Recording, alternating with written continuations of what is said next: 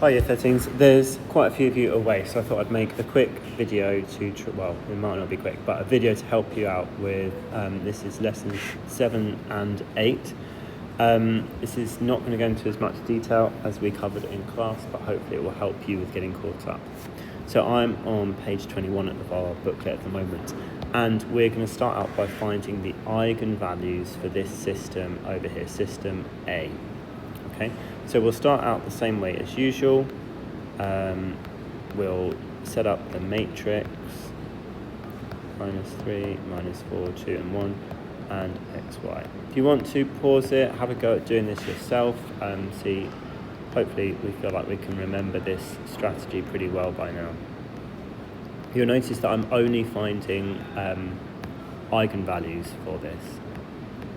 Okay, so I have got my lambda in there. I'm going to write down the characteristic equation to solve, which is the determinant of the matrix minus BC is equal to 0. Okay, when you go to plot this on your calculator, you will find that, I can't remember exactly what it looks like, but you'll find that the function does not intersect the x-axis, so there are no real solutions for this. This is going to have some complex or imaginary solutions. So what we're going to have to do, we can't get that from the graph, we're going to have to expand this, we're going to have to kind of simplify it all, and then we could use the quadratic formula, but it's much quicker to use the polynomial tools on our calculator and get the solutions that way. So I'm just going to try and expand this, take as much space and time as you need to for that. Hopefully I don't make a mistake with this. So I've got 8 minus 3 is 5. Alright, I am hoping that I haven't made a mistake with that. I'm just going to my calculator, I'm looking in the polynomial tools, I'm making sure I set the roots to complex, and I just substitute in the coefficients 1, 2 and 5, and when I solve it I get lambda 1 is -1 minus 2i, and lambda 2 is -1 plus 2i. Okay, they are of course complex conjugates, that's how our solutions come when they're complex solutions for our quadratic. We've not looked at how to draw phase portraits for these, so that's what we're going to explore in this video. We don't need to find eigenvectors for this, we're not going to be finding general solutions, we're only going to be drawing a phase portrait. Okay, in class we explored some of the algebra with this. We started with the general formula from the formula guide. It was the very last formula in the formula booklet, this one here, where we've got our eigenvalues and we've got our eigenvectors, and then some of the time we get those initial conditions and we can find out what these A and B are. What we looked at in class is how algebraically with these complex eigenvalues it can simplify into this form here. So my solutions are in this rectangle form, A plus BI. A is the real part and BI is my imaginary part. And what we realise is that A ends up being in this thing that we can factorise out. Let's ignore that for now and let's look at the other part of it. What we realise, and we don't need to show this in our calculator, in our calculations, but it can be rearranged into this form using the link between the exponential form and the cosine form, and this represents circular motion. So our solutions, our phase portraits, are going to be circular in nature. They might be circles, they might be slightly squashed circles, they might be ellipses instead, but they're going to have some sort of circular part to them. So that's what the main part of this solution is. Let's go back to this now. So we said this relates to the A value, to the real part of our solutions. of our eigenvalues. So with R1, we've got a is -1. So I've effectively got a e to the negative t in front of this circular motion. Now, e to the negative t represents exponential decay. So if I think about this circular motion, it's going to be getting smaller over time. So over time, the values of x and y are going to get smaller. So it's not actually going to make a circle, it's going to make a kind of circular spiral.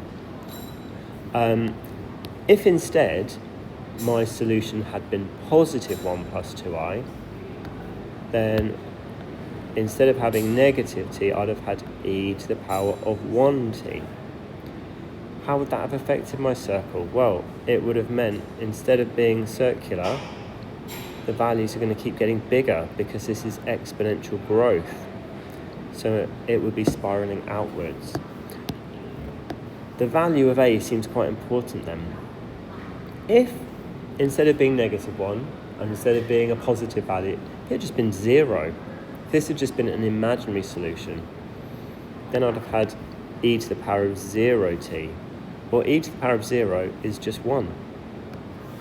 And in that case, there is no effect to my circular motion. So now, if it's going circular, it will just keep being a circle, or it will keep being an ellipse. We obviously don't know quite where it's going to start, so there's lots of possible circles it could be. But if a is 0, then it's going to stay with that same radius. Okay, so what I want to be able to do then is draw this phase portrait. As we've already spoken, I know that it's going to spiral, and because a is negative, it's going to spiral inwards towards the origin. Now, we're going to work down here. There's still a lot I don't know, and these are the things I need to work out. So the first thing I found is that it's spiraling inwards. And the reason for that is because a is negative. All right, but I don't know, is it going to spiral inwards I'm drawing this anti-clockwise at the moment, oops, or is it going to spiral inwards in a clockwise direction? So that would be nice to know. The other thing I don't know is it going to spiral in a quite circular fashion, or is it going to be more stretched out in an ellipse? Okay, so there's a few things I need to know. The first thing, let's decide, is it going clockwise or anti-clockwise? And here's what we're going to do to find this out. We're going to take this point on the y-axis. This is the point 1. So it's got coordinate 0, 1.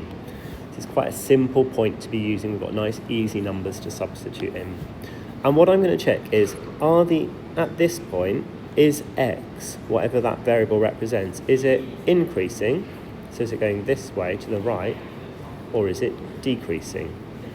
Okay, and the way I'm going to do that is I'm going to look at what is happening to x over time.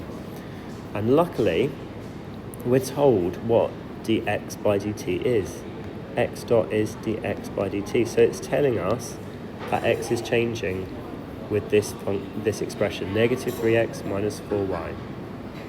So I'm going to take dx by dt, and I'm going to see what is happening at 1 on the y-axis. I'm going to substitute in 0 for x and 1 for y. So dx by dt equals 0 for x and 1 for y. It is -4. My x values are decreasing when I'm on the y-axis. They're getting smaller. Well, the only way that can happen is if my spiral is going anti-clockwise. I can't go clockwise and still go in this direction. It's not going to be a spiral then, is it? So it's got to be anti-clockwise. All right, I now know 2 important features of my phase portrait, anti-clockwise. All right, final step. Is it circular, like this, or is it more of an ellipse? And there's many different directions the ellipse could be in. Okay, so this last step, once again, I'm going to stick with this point, 1 on the x-axis, 1 on the y-axis. and I'm going to find out what the gradient is at this point. So this is the last thing to do. We're going to use the gradient. So I want dy by dx.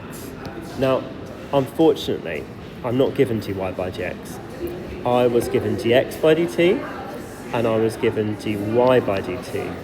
So I need to find a way to find dy by dx. Now, what I can do is use the chain rule for this. I can say it's dy by dt times dt by dx.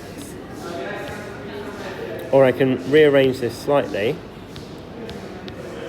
and say it's dy by dt divided by dx by dt. That's great because I know dy by dt. I was told it in the question, and I also have already used dx by dt.